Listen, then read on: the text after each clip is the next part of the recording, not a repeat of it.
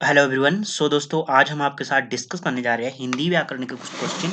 और यदि बात की जाए, ये पेपर आपका 844 पोस्ट कोड वाला पेपर है। इसमें हिंदी व्याकरण के क्वेश्चन हम आपके साथ डिस्कस करेंगे और साथ में ये भी देखेंगे कि किस तरह से यहाँ से आपके आने वाले एग्जाम में क्वेश्चन बन सकता है। और यदि बात की जाए इनके आंसर की, वो हम फाइनल आंसर की के अकॉर्डिंग ही आपको बताएंगे। यदि किसी भी क्वेश्चन में आपको डाउट लगता है तो आप हमें कमेंट बॉक्स में बता सकते हैं। तो शुरू करते हैं दोस्तों। इसमें आपके पास 156 लेके 170 तक के जो क्वेश्चन है वो हिंदी व्याकरण के क्वेश्चन है। तो शुरू करते हैं।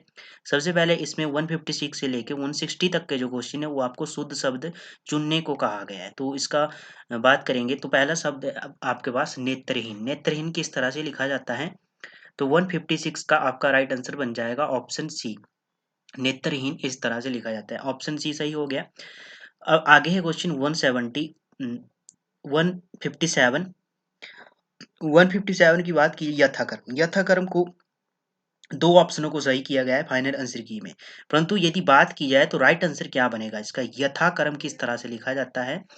तो यथाकर्म की बात की जाए दोस्तों, तो यथाकर्म लिखा जाता है यथा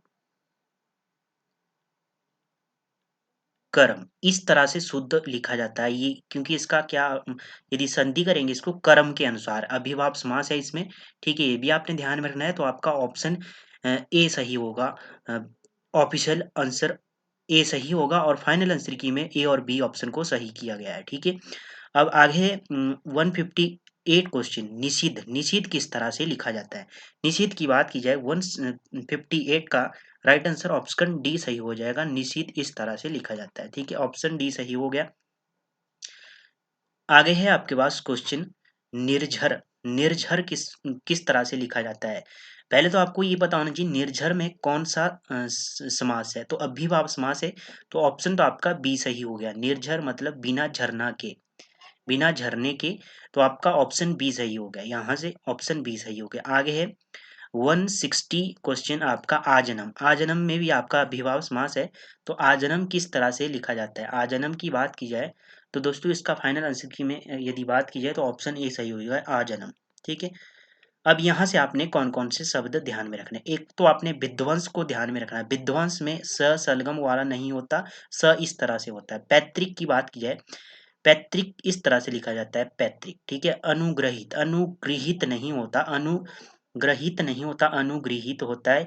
री की मात्रा होती है, ये आपने ध्यान में रखना। दफ्तर की बात की जाए, इस तरह से दफ्तर नहीं लिखा जाता। दफ्तर में फ आधा होता है, दफ्तर। पुराणिक की बात की जाए, पुराणिक अशुद्ध शब्द है, पौराणिक होता है। ठीक है।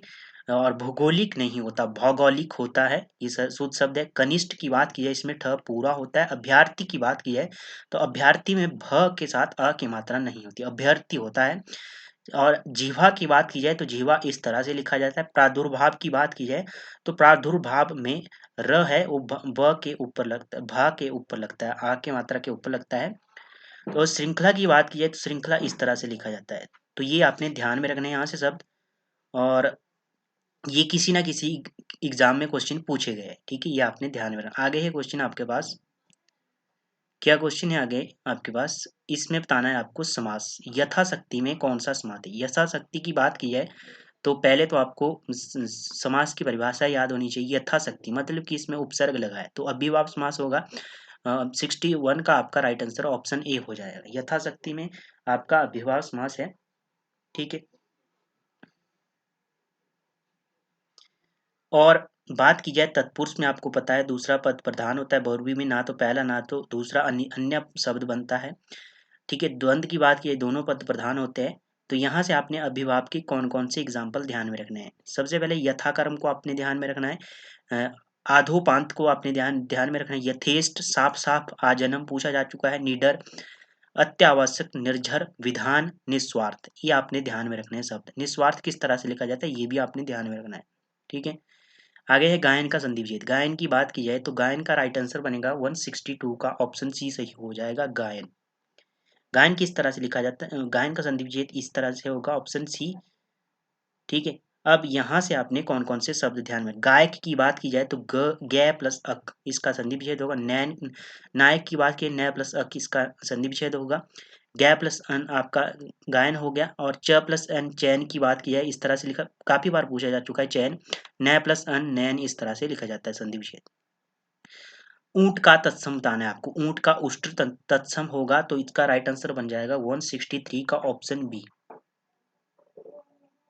ठीक है, उष्ट इस तरह से लिखा जाता है। तो यहाँ से आपने कौन कौन से शब्द ध्यान में रखने हैं जो काफी बार एग्जाम में पूछे गए। अग्नि का तत्सम आग होता है। अग्नि का जो अग्नि तत्सम है और अग्नि का तद्भव बनेगा आग। और मुख क्या होता है तत्सम, मुंह इसका तद्भव होता है। घोटक आपका तत्सम होता है, घोड़ा आपका तद्भव होता है। मक्षिका पूछा जा चुका है, मक्खी आपका तद्भव होता है। दधी दधी पूछा जाए तो दधी आपका तत्सम है और दही आपका तद्भव है। कपाट की बात की जाए तत्सम है और किवाड़ आपका तद्भव है। करकट पूछा जा चुका है, करकट कौवे को संस्कृत में कहते हैं और कौवा जो आपका हिंदी का है तद्भव मतलब की।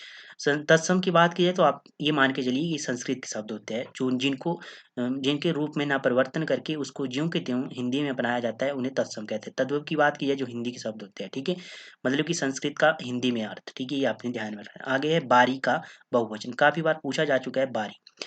बारी का बहुवचन तो बारी ही रहेगा, ऑप्शन ए सही हो जाएगा आपका। अब सेम जो बहुवचन वाले ये मैं आपको बता दूं, प्रेम पूछा जा चुका है, याचना पूछा जाए, प्रेम का प्रेम ही रहेगा बहुवचन, याचना का याचना ही, पानी का पानी ही, सरसों का सरसों ही, जल का जल ही और प्राग का प्राग ही बहुवचन रहेगा। आगे है मारना, मारना की भाववाचक संज्ञा बताना है आपको। यदि मारना पूछा जाए तो मारना का बन जाएगा आपका भाववाचक संज्ञा 165 का ऑप्शन सी सही हो जाएगा मार। ठीक है, अब मरना पूछा जाए तो मरण इसका भाववाचक होगा। मोटा का मोटापन, सज्जन का सज्जनता, झूठा का झूठ, बच्चा का बचपन, ये भाववाचक संज्ञा आपने ध्यान में रखनी है। मोह का विशेषण आपको बताना है। मोह का मोहित होता है तो ऑप्शन डी सही हो जाएगा आपका। फाइनल आंसर की में ऑप्शन डी सही हो जाएगा। मांस का मांसल आपने ध्यान में रखना है। यज्ञ क्या याज्ञिक पूछा जा चुका है क्वेश्चन ये। ठीक है, यज्ञ क्या याज्ञिक मोस्ट है। आगे है आपके पास अपमान में उपसर्ग बताना है आपको। अपमान, अपमान की बात की जाए तो इसमें आपका ऑप्शन बी सही हो जाएगा, अप उपसर्ग है। अब अप उपसर्ग की बात की जाए तो इसे लघुता के लिए प्रयोग किया जाता है, हीनता, अभाव या विरोध के लिए उपयोग किया जाए। जैसे अपमान, अपवाद, अपयश, अपशब्द, अपराध, अपकर्म, अपहरण, इन सब के लिए अप उप उपसर्ग का प्रयोग किया जाता है। आगे है भांजा में प्रत्यय। भांजा में प्रत्यय की बात की जाए तो इसमें राइट आंसर बनेगा ऑप्शन सी। भांजा में आपका ज प्रत्यय है, जा प्रत्यय है। ठीक है, ये आपने ध्यान में रखना है। आगे है किरण का पर्यायवाची बताना है। किरण की बात की जाए किरण की तो 169 का राइट आंसर बनेगा आपका। इसमें दोस्तों बात की जाए तो दो ऑप्शन इसमें सही बनते हैं, रसीम भी होता है और मारीची भी होता है। ठीक है, तो इसमें फाइनल आंसर की में ऑप्शन ए सही किया गया है। ठीक है, रसीम, अंशु, मारीचकर, प्रभाकर, ये सब किसके हैं, किरण के पर्यायवाची है। सरोज की बात की है, कमल का पर्यायवाची था सरोज, पंकज, सरोज, निर्झर, जलज, पुष्कर, अनबुज। ठीक है, साची की बात की जाए, सची की बात की जाए तो इंद्राणी का पर्यायवाची सची होता है। इंद्रवधु, सची, महेंद्री, इंद्रा, ऐन्द्री, ये किसके पर्यायवाची होते हैं, ये आपके इंद्राणी के पर्यायवाची होते हैं। आगे है पांव पर पगड़ी रखना।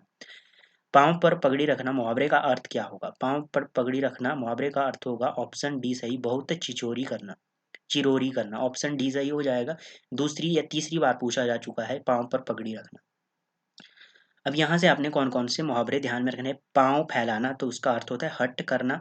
पांव में बेड़ी पड़ना मतलब कि गृहस्थ हो जाना। ठीक है, और पाँव फैलाना तो उसका अर्थ होता है लालच करना। पाँव फैलाना के दो अर्थ है, एक हट करना भी, एक लालच करना भी। ठीक है, ये आपने ध्यान रखना। तो ये थे हिंदी व्याकरण के क्वेश्चन दोस्तों जो हमने आपके साथ डिस्कस किए। ठीक है, तो धन्यवाद, आज के सेशन में इतना ही था। मिलते हैं नेक्स्ट सेशन में, तब तक के लिए जय हिंद जय भारत।